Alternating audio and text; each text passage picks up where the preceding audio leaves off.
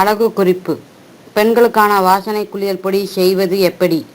சோம்பு 100 கிராம், கஸ்தூரி மஞ்சள் 100 கிராம், வெட்டிவேர் 200 கிராம், அகில்கட்டை 200 கிராம், சந்தனத்தூள் 300 கிராம், கார்போக அரிசி 200 கிராம், விளாமிச்சை 200 கிராம், கோரைக்கிழங்கு 200 கிராம், கோஸ்டம் 200 கிராம், ஏலரிசி 200 கிராம், பாசிப்பயிறு 500 கிராம். இவை தனித்தனியாக காய வைத்து அரைத்து கொள்ளவும்.